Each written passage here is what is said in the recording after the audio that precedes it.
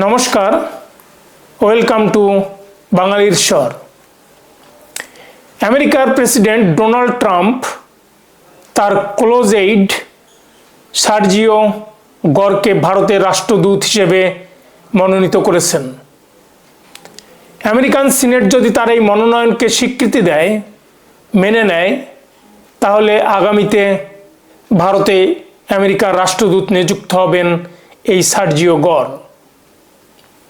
এটা মোটামুটি নিশ্চিত যে তিনি পরবর্তী ভারতে আমেরিকার রাষ্ট্রদূত নিযুক্ত হচ্ছেন, কারণ হাউস এবং সিনেটের দুই কক্ষেই ডোনাল্ড ট্রাম্পের পার্টি, রিপাবলিকান পার্টির মেজরিটি রয়েছে, সংখ্যাগরিষ্ঠতা রয়েছে।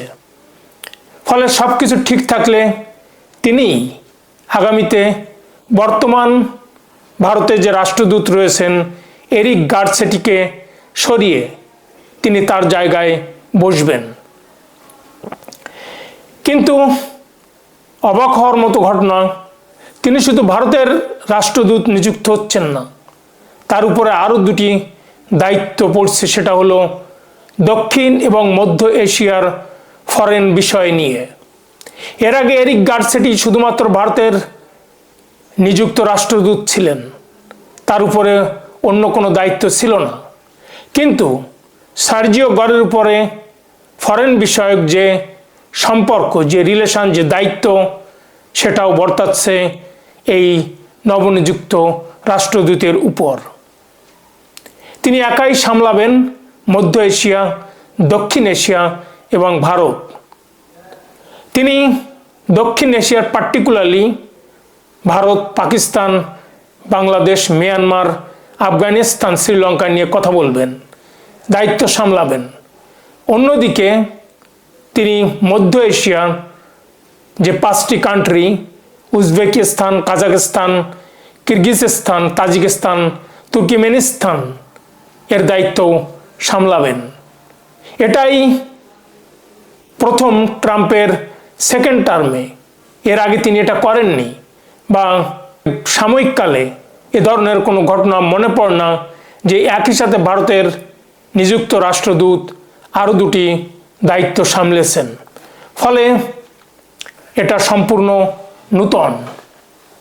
যাই হোক, ডোনাল্ড ট্রাম্প ঠিক কোন মুহূর্তে এটা করলেন, এই ভারতে নূতন রাষ্ট্রদূত মনোনীত করলেন যখন ভারতের বিদেশমন্ত্রী এস জয়শঙ্কর আমেরিকা এবং ইউরোপের প্রতি যে মনোভাব, ভারতের মনোভাব, সেটা উল্লেখ করেছেন। There are allegations which come from the other side of not just purchase of oil but profiting from oil.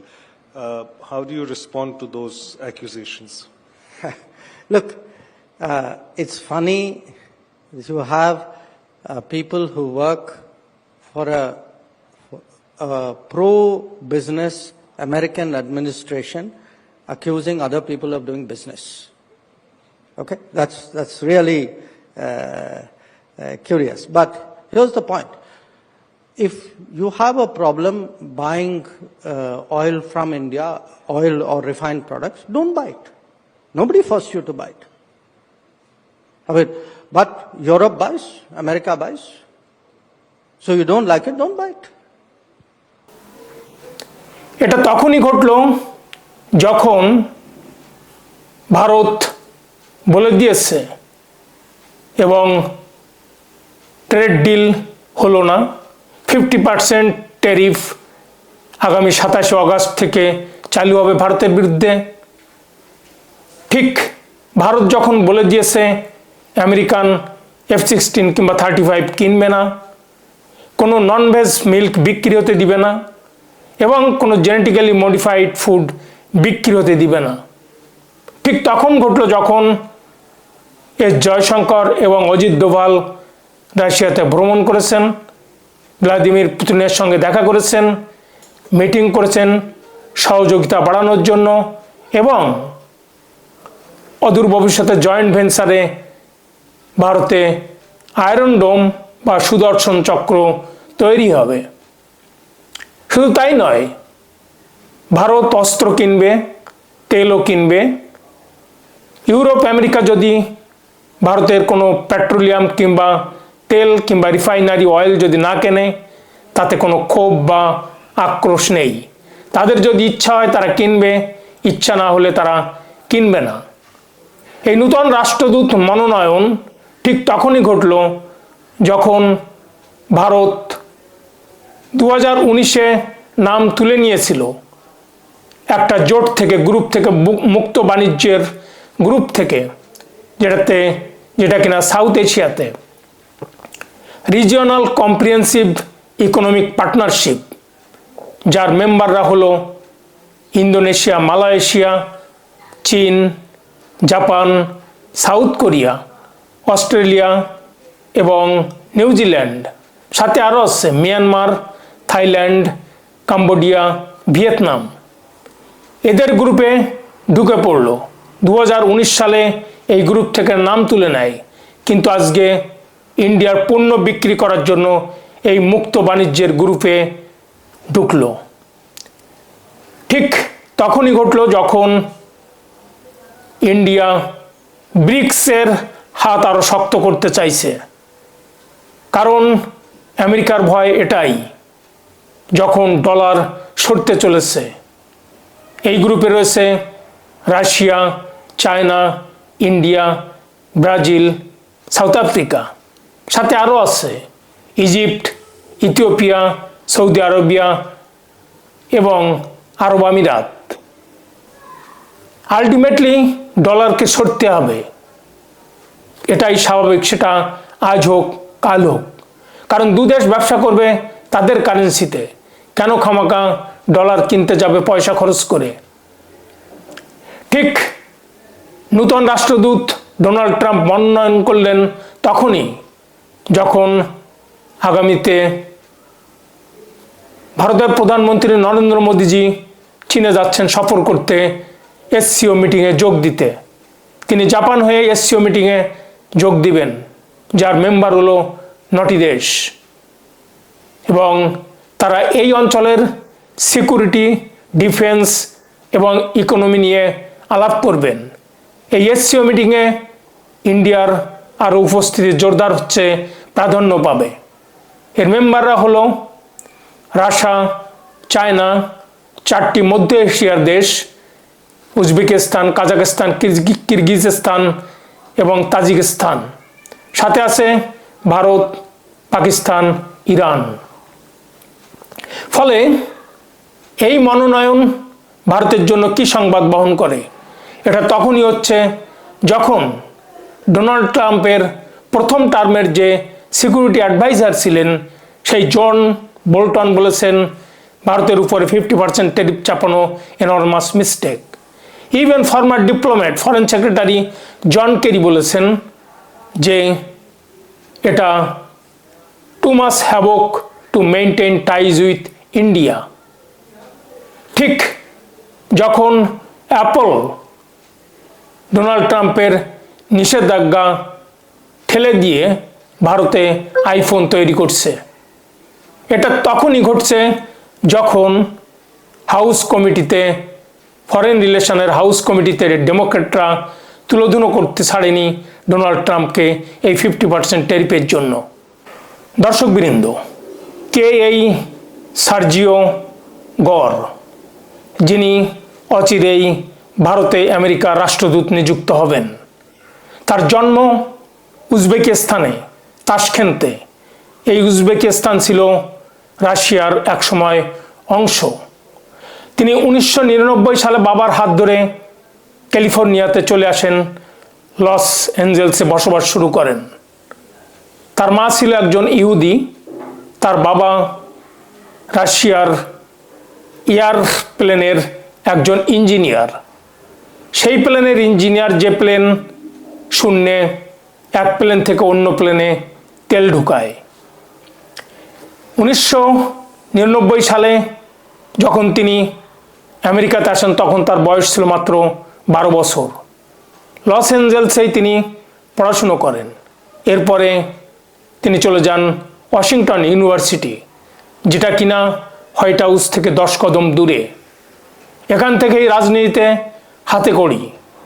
তিনি একজন কনজারভেটিভ এবং ডোনাল্ড ট্রাম্পের প্রথম টার্মে ডোনাল্ড ট্রাম্পের কাছে আসা এবং ধীরে ধীরে তিনি ডোনাল্ড ট্রাম্পের ইনার সার্কেলে ঢুকে যান। প্রথম টার্মে আসলে ডোনাল্ড ট্রাম্পের কাছাকাছি আসার পর এই দ্বিতীয় টার্মে তার পদ আরও উন্নীত করা হয়। এমনও কথা শোনা যায় যে রাতের বেলায় ডোনাল্ড ট্রাম্প যাদের সঙ্গে হাঁটছেন তার ভিতরে এই সার্জিও গর একজন। ফলে বোঝা যায় যে ডোনাল্ড ট্রাম্পের সাথে তার সম্পর্ক কতটা মধুর এবং এই ডোনাল্ড ট্রাম্পকে মনোনীত করে আমেরিকান অ্যাডমিনিস্ট্রেশন যার পর নাই উল্লসিত। তারা বলেছে যে India is in great hand. Donald Trump কি বলেছেন সেটা আমরা একটু শুনে নেই। তিনি বলেছেন, I am pleased to announce that I am promoting Sergio Gore to be our next United States Ambassador to the Republic of India and a special envoy for South and Central Asian Affairs. As Director of Presidential Personnel, Sergio and his team have hired nearly 4,000 America First patriots across every department of our federal government in record time. Our departments and agencies are over 90% filled. Sergio will remain in his current role at the White House until his confirmation. Sergio is a great friend and who has been at my side for many years. He worked on my historic presidential campaigns, published my best-selling books, and ran one of the biggest super PACs which supported our movement.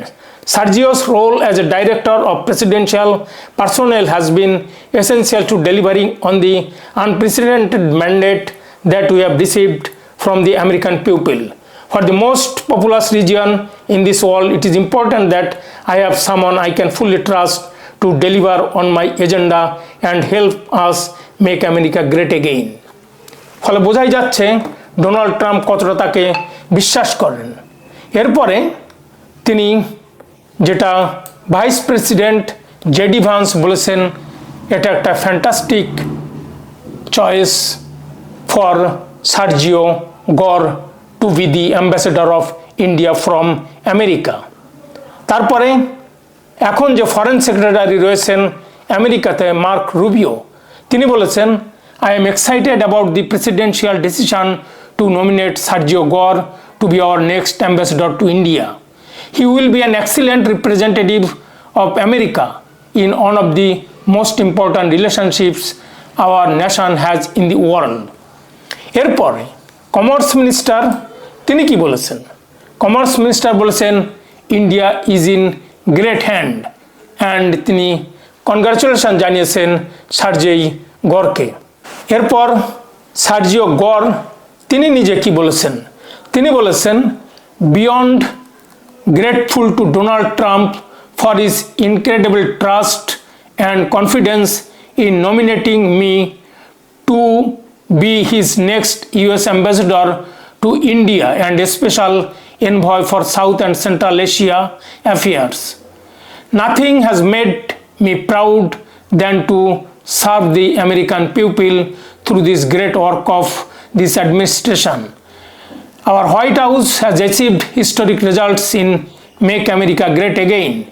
It will be the honor of my life to represent United States.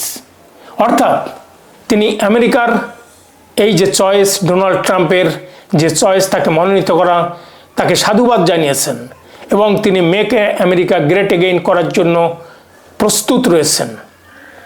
কিন্তু আমেরিকার আর যারা, তারা কি ভাবছেন, বা ইন্ডিয়ার যারা foreign relation কিংবা ডিপ্লোম্যাট, তারা কি ভাবছেন, সেটা একবার শুনে নেওয়া যাক। ইলন মাস্ক বলেছেন সে একজন হোয়াইট হাউসের সাপ, স্নেক, এবং ইন্ডিয়ান ডিপ্লোম্যাট কানওয়াল সিবাল তিনি কি বলেছেন সেটা আমরা যদি একটু শুনে নেই। It is the first time that US ambassador to India is also a special envoy for South and Central Asian affairs. This means he will have a much wider mandate covering the jurisdiction of the Bureau of South and Central Asian Affairs in the State Department.